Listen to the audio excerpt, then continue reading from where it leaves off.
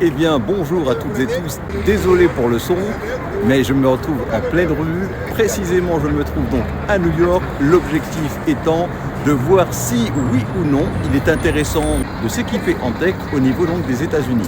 Voilà. Alors, je me propose d'essayer de vous éclairer sur le sujet. Si c'est une question qui vous turlupine, eh bien, j'espère vous apporter quelques éléments de réponse. Alors, nous voici ici sur la 42e rue.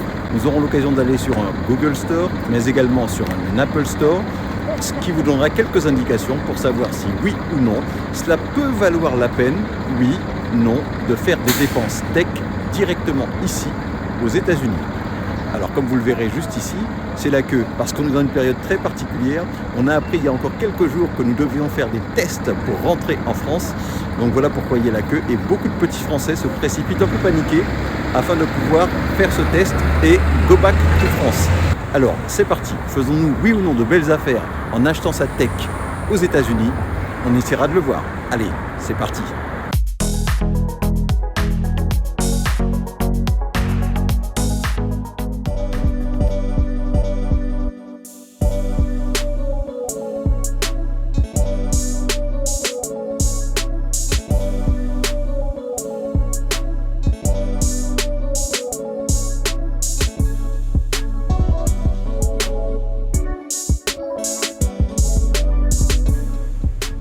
Alors, parmi les premiers lieux où je me suis rendu, il y a celui qui est dans le quartier de Chelsea, que je vous invite d'ailleurs à visiter, qui est donc le Google Store. Alors, comme vous le verrez, on s'est promené pour voir quelques tarifs et nous pourrons nous arrêter sur celui du téléphone que vous connaissez bien, qui est le Pixel 6 Pro, donc de chez Google.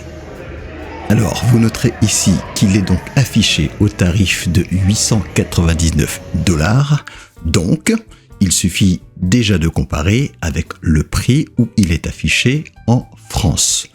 Donc, réflexe normal, rendons-nous sur le site internet du Google Store et voyons à quel prix est affiché le Pixel 6 Pro ici chez nous. Alors on le constate, Google a fait le choix d'un tarif similaire. Voilà pourquoi en France il est affiché à 899 € à comparer aux $899. Alors vous vous dites peut-être qu'il ne reste qu'un exercice à faire, c'est celui de la conversion. Mais non, en fait ce n'est pas tout. Pourquoi ? Parce que l'État de New York aux États-Unis, comme beaucoup d'États, impose des taxes. Vous le voyez ici sur ce site internet qui répertorie les taxes. Donc à chaque fois que vous allez dans un magasin, vous avez un prix affiché, mais vous devez ajouter un certain nombre de taxes. Ici, vous le voyez, non seulement vous avez les 4,5% de la ville de New York, mais également les 4% de l'État de New York, et également le 0, quelques % pour le transport. Donc en tout, vous avez une taxe à ajouter de 8,875%. Voilà, donc ne vous arrêtez pas à l'étiquetage, mais pensez à ajouter ce pourcentage en matière de taxes. C'est partout pareil aux États-Unis. Alors, on va quand même parler d'exception. C'est par exemple la Louisiane où vous payez ces taxes, mais sachez que vous pouvez vous les faire rembourser, que ce soit à l'aéroport ou parfois même dans les centres commerciaux. Mieux, vous avez certains États, notamment le magnifique État de l'Oregon, où là, vous n'avez pas de taxes. Vous n'avez rien à ajouter. Prenons un autre exemple si vous le voulez bien, celui des Nest Cam sans fil en pack de 2. This is the battery-powered Nest Cam from Google. It's a camera with built-in intelligence that helps keep an eye on your home and gives you a 24/7 live view of the things you love. Eh bien, pareil, pour cet exercice, regardons à combien il est présenté aux États-Unis, et moi, dans le magasin Google Store, il apparaissait bien au tarif de $279,99. Alors, qu'est-ce que cela a donné dans les faits concrètement si on y ajoute les taxes ? Eh bien, comme vous le verrez ici, quand je me suis intéressé à cet objet, il était à $329,99. Si vous y ajoutez les taxes, nous passions à 29,29. Le total faisait donc $359,33. La conversion en euros, elle était à 327,18 €. Donc voilà le tarif total de cet objet acheté à New York. Alors, qu'en est-il donc de son prix en France ? Intéressons-nous encore une fois au site internet, cette fois-ci français, et voyons à quel tarif ils sont proposés. Nous le voyons ici, €359,99, à comparer donc aux 327,18 € qu'il vous aurait coûté en les achetant directement à New York. cela fait donc une économie de 32,81 €. Alors 32,80 €, c'est déjà une belle économie réalisée, n'est-ce pas? Mais imaginez encore l'économie réalisée aujourd'hui si vous les preniez à 279,99 $ tels qu'ils apparaissent désormais aux États-Unis. L'économie aurait été vraiment très intéressante. Hello, hello, comme vous pouvez le voir, je me trouve au Apple Store de Chelsea à New York.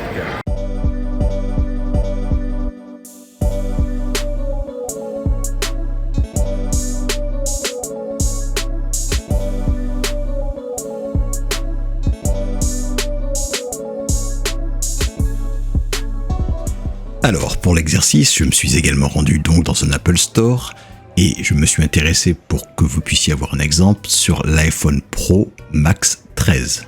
Comme vous le voyez ici, il est indiqué à 1099 $ dans sa version de 128 Go.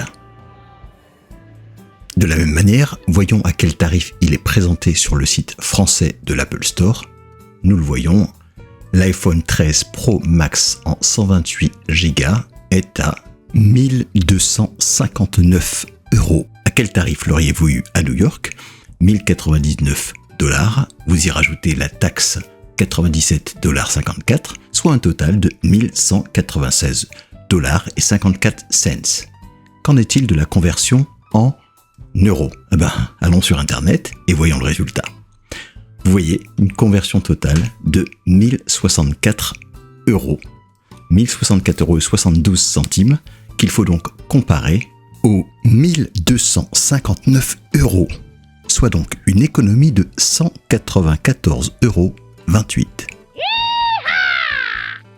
€. Alors, bien entendu, l'objectif n'est pas d'aller à New York juste pour faire ses emplettes, là je pense que la question se pose, mais bien entendu, aller à New York, vous profiterez de la ville, mais peut-être que vous pourriez profiter, si vous avez bien entendu des achats à faire, de les faire sur place, plutôt que de les faire en France, parce que aujourd'hui, le côté homologation, le côté certification, le côté donc compatibilité ne se pose plus. Ce que vous achetez, c'est exactement les mêmes produits, puisque même les prises ne sont plus fournies aujourd'hui, par exemple, chez Apple. Donc, le problème ne se pose plus, ce sont très exactement les mêmes produits, et surtout, avec les mêmes garanties.